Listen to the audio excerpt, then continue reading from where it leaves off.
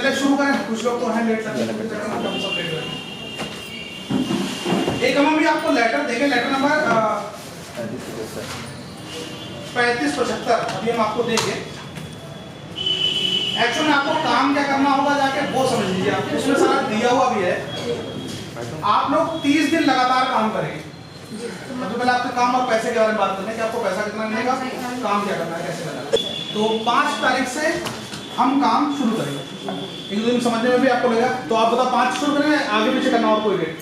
इस प्रोग्राम में हमको ये प्रोग्राम जो है, अगर आप लोग देख रहे हो स्क्रीन पे, वित्तीय प्रबंधन और वित्तीय साक्षरता पर उन्मुखीकरण, यानी ये ट्रेनिंग है फाइनेंशियल लिटरेसी और फाइनेंशियली मैनेजमेंट, जिसको वित्तीय प्रबंधन और वित्तीय साक्षरता कहते हैं, उसके रिगार्डिंग ये ट्रेनिंग है। इस पे हमको ना अपनी एक्टिव कैडर्स हमारे कौन है, ऐसे कैडर जो फाइनेंस से रिलेटेड है या ट्रेनिंग से रिलेटेड है। हमने मोस्टली उन्हीं एफएलसीआरपीएस को बुलाया है जो एफएलसीआरपी न्यूली अपॉइंटेड है।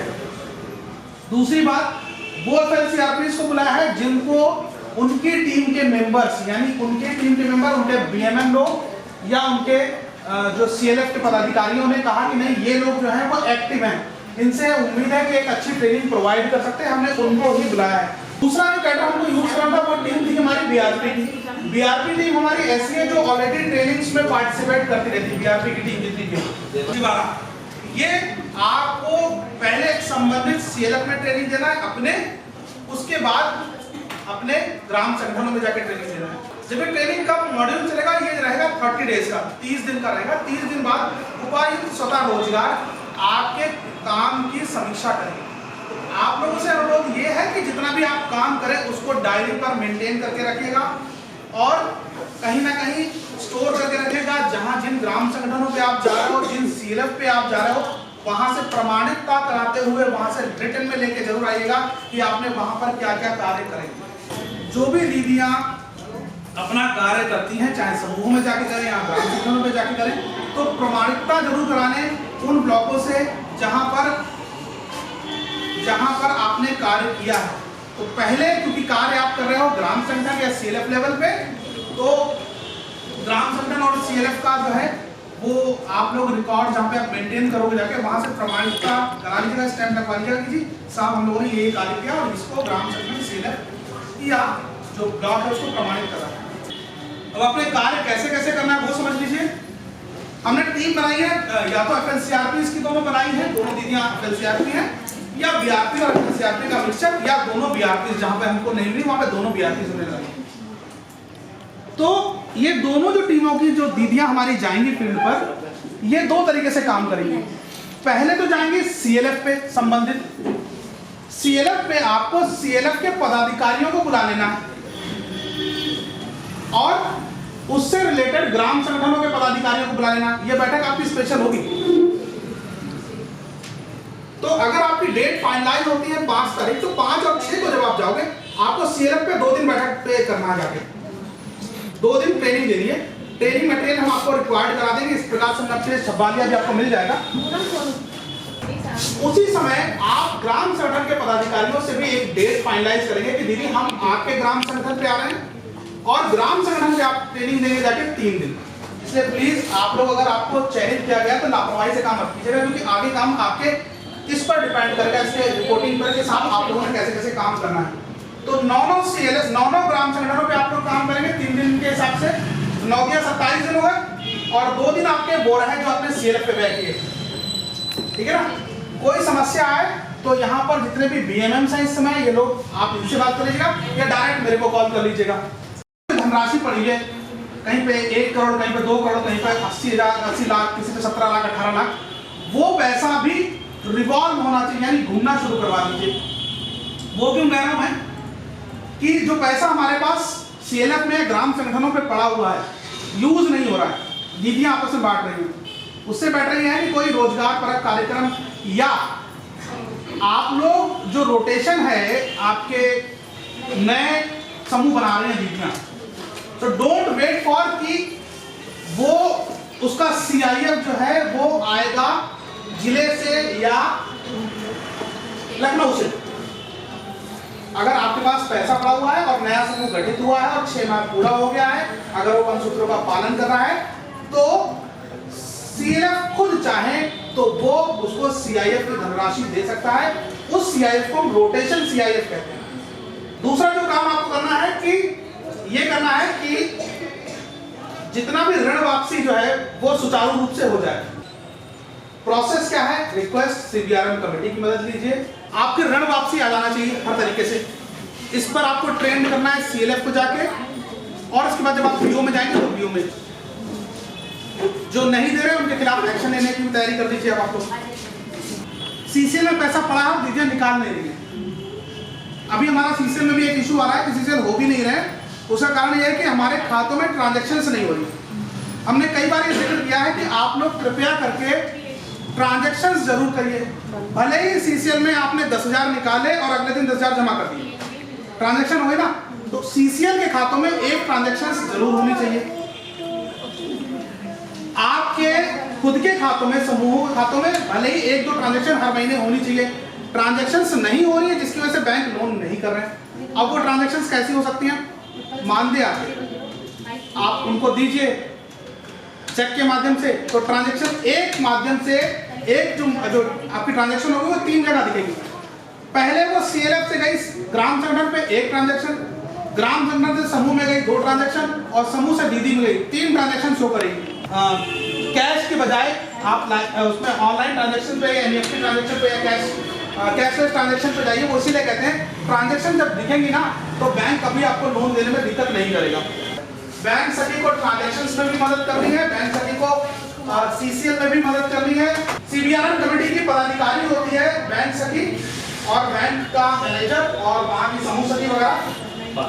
तो अब आपकी बीसी सखी भी आज ट्रेनिंग शुरू होगी देवबंद में। हालांकि आई थिंक नजियाबाद, अफजलगढ़ और शिवारा में बीसी सखी ऑलरेडी हैं, तो उन बीसी सखी की सेवाओं को भी लेना शुरू करते हैं। बीसी सखी का क्या होगा कार्य वो भी हम आपको लास्ट स्लाइड में बताएंगे। तो बीसी सखी पे आप काम कर लीजिएगा। समूह ग्राम संगठन सीएलएफ पर दस्तावेज और रजिस्टर्स शुड बी कंप्लीटेड। अध्यक्ष, कोषाध्यक्ष और सचिव की जिम्मेदारी है या समूह सखी की जिम्मेदारी है कि रजिस्टर को कंप्लीट करना। आपको लग रहा है रजिस्टर कंप्लीट नहीं है, आप लेटर जारी करिए तुरंत समूह के खिलाफ, समूह सखी के खिलाफ, या आपको लगता है कि मैं खुद कंप्लीट कर सकती हूँ तो मैं खुद करूंगी। आपको लगता है कि किसी की हेल्प की जरूरत है, उसकी हेल्प कीजिए, बट रजिस्टर कम से कम अपने अपने समूह के आप लोग कंप्लीट करें। यही आपको जानकारी वहां पर देनी है और यही आपको कार्य वहां पर करना है। उसकी समीक्षा भी होगी और आपने क्या कार्य किया, उसका क्या रिजल्ट आया, ये भी 30 दिनों में हम आपसे देखेंगे।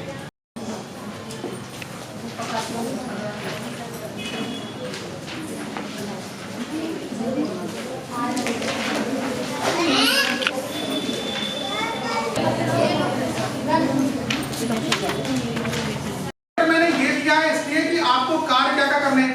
तो लेटर के अगर आप देखेंगे जहां पे डॉट डॉट करके दे रखा है वहां पर आपको कार्य क्या क्या करने हैं वो दे रखे हैं। एंड ये जो ट्रेनिंग है ये स्पेशली हमारी इसलिए है कि हम ग्राम संगठनों को, समूहों को और सीएलएफ को स्ट्रेंथनिंग दे सके। एक प्रोग्राम ऑलरेडी स्ट्रेंथनिंग का चल रहा है। ये है हमारा एमएफआई से रिलेटेड, किस प्रकार से हम समूहों को असिस्ट करें, किस प्रकार से उनको डेवलप करें। ज्यादातर आज भी ऐसे समूह बचे हुए हैं जहां पर आज भी आरएफ या सीसीएल या ऋण वगैरह उनको नहीं मिले हैं, या मिले हैं तो वो रिपेमेंट नहीं कर रहे हैं। आज भी ऐसे सीसीएल ऐसे समूह मिल रहे हैं। इसमें सबसे पहले आता है कि गरीब कौन, ठीक है। जिनके पास भूमि कम है वो गरीब होते हैं, जिनके पास कोई कमाने वाला नहीं है, रोजगार नहीं है, वो गरीब होते हैं। शिक्षा का अभाव होता है, उसकी वजह से कुछ लोग गरीब आते हैं, ठीक है ना। तो उसमें दिया है मजदूरी करने वाले, जिनके पास घर नहीं है वो गरीब है, जमीन नहीं है, रहन सहन का स्तर बहुत निम्न होता है, बंधुआ मजदूर, विधवा, वो लोग होते हैं। पर्यावरण रूप से कैसे कर सकते हैं?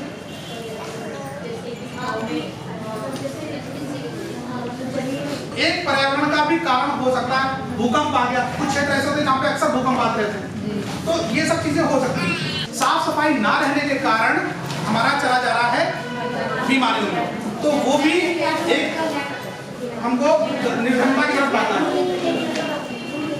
बात करिए, मैं ये एग्जांपल्स क्यों दे रहा हूँ क्योंकि जब आप एज ए ट्रेनर आप ट्रेन करते हैं तो ये मत करिए कि अट्रैक्टिव ना रहे, सिर्फ आप बोले जा रहे हो, लोगों में आपकी तरफ इंटरेक्शन भी, आपकी बातों को सुने।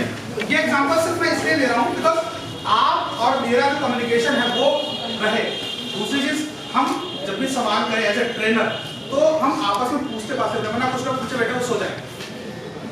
तो निगाहें भी आपको रखनी है कि किस पर कौन बंदा सो रहा है और कौन एक्टिव है, तो सबसे सवाल जवाब भी आप लोग करते रहेंगे। ये ट्रेनिंग गुड ट्रेनर के निशानी होती है, क्योंकि एज ए ट्रेनर आप लोग जॉगिंग पर ये सब चीज़ों का ध्यान रखेंगे आप लोग। तो आप लोग किसी न किसी समूह से जुड़े हुए हैं? जी सर। आप लोग सभी क्लासों में से हैं? ठीक है सर। क्या क्या काम कर रहे हैं आप लोग? आप लोग कृषि कार्य से क्यों नहीं जोड़ते हैं? क्योंकि आप लोगों के यहाँ खेती भी होती है, ये तो अपना बता रहे हैं आप लोगों को आजीविका के लिए बता रहे हैं, छोटे मोटे जो आप काम करना चाहते हैं, सिलाई का करना चाहते हैं, पशुपालन का करना चाहते हैं, लेकिन कृषि से भी संबंधित, क्योंकि हमारा कृषि प्रधान क्षेत्र है, तो आप लोग समूहों में कोई आप अच्छी खेती कराइए। आप लोगों के साथ घर के मेल मेंबर्स होंगे जो इस काम को कर सकते हैं, तो समूह की जो फार्मिंग होगी, कुछ लोग मतलब ये मत करिए ट्रेडिशनली तो गन्ना हो ही रहा है, और फसलों में करिए, इन्वेस्ट करिए, समूह से लोडिंग होगी उसमें आपको कृषि कार्य के लिए, और कृषि में जैविक तकनीक से करिए और एफपीओ के माध्यम से जुड़िए उसमें। तो इसलिए थोड़ा सा अपने घर के लोगों को, अपने समूह के लोगों को थोड़ा सा इस तरह भी डाइवर्ट करिए, तो अगर उसमें आप करेंगे तो लाभ ज़्यादा होगा। जब कोई एक किसी बहन को कोई काम करते देखेगा तो फिर अगले गाँव के दूसरे समूह भी तैयार हो जाएंगे, क्योंकि गन्ने में लोगों को ये है ना कि रख रखाव देखभाल कम करनी पड़ती है और पैसा भी ठीक ठाक मिल जाता है, बट ये स्टेगनेंट है, परिवार बड़े हो रहे हैं, उससे जो भी इनकम हो रही है कल दूसरी जनरेशन आ जाती है, तो वो उतना लाभदायक नहीं रह गया है। और हमारे साथ सबसे बड़ा प्लस पॉइंट है कि हम लोग एनसीआर के नज़दीक हैं, दिल्ली, नोएडा, गाजियाबाद कई बड़े अच्छे शहर हैं। अगर हम कोई जैविक उत्पाद अपना एफपीओ में अपना रजिस्टर्ड करा लेते हैं तो हमें एक अच्छी धनराशि मिल सकती है। इस ओर भी आप लोग ध्यान दें। बाकी तो ये ट्रेनिंग का आपको सेशन जो चल रहा है, इसमें ये लोग एनआरएलएम की योजनाओं के बारे में और इसके बीओ के बारे में, सीसीएल के बारे में, इसके बारे में सब बता रहे होंगे आपको। तो इसमें आप लोग अपने पारिवारिक दायित्वों के साथ अपने परिवार की आय और बढ़ाने के लिए भी काम कर सकती हैं। और योजनाओं में बहुत अच्छी बात है कि हमारी जो भी स्वयं सहायता समूह काम कर रहे हैं, सभी लोगों का काम बहुत अच्छा है और नेटवर्क की जो प्रगति है हमेशा अच्छी ही रहती है। जब आप समूह से जुड़ते हैं या जो हमारे गंगा किनारे के गांव हैं, उसमें हमारी डांस की एक योजना चल रही है जिसमें जैविक खेती को बढ़ावा दिया जा रहा है। आप अपनी गन्ने की फसल चेंज करेंगे तो उसमें प्रति हेक्टेयर उसमें मुआवजा दिए जाने की बात है कि 3 साल मिनिमम चाहिए होता है किसी की ज़मीन को जैविक करने के लिए। एक बार में नहीं हो जाता है कि आपने जैविक खाद डाल दी तो हमारी जैविक हो गई, तो उसमें 3 इयर्स का टाइम होता है, तब जाके ये माना जाता है कि वहाँ का जो उत्पाद है वो जैविक उत्पाद हो। आप इसमें एनआरएलएम में पूरे देखो ऑल ओवर इंडिया में लोग क्या क्या कर रही हैं आपकी बहन, आप उस तरह का कुछ प्लान करो। हर जगह की परिस्थिति अलग होती है। आपके गांव में हो सकता है किसी चीज़ के लिए बहुत अच्छा हो माहौल हो, तो जो आपको अच्छा, जब आप कई चीज़ें देख के कोई एक काम करेंगे तो आपका जो माइंड है वो होगा, इतना ब्रॉड हो जाएगा कि आपको बहुत सारी चीज़ें पता लग जाएंगी। फिर आप सोचोगे कि हमें ये करना चाहिए हमारी अपनी परिस्थिति, अपने गाँव की परिस्थिति के हिसाब से, तब आप लोगों की प्रोग्रेस बहुत अच्छी होगी। आप सभी लोगों को ट्रेनिंग सेशन की बधाई, शुभकामनाएं।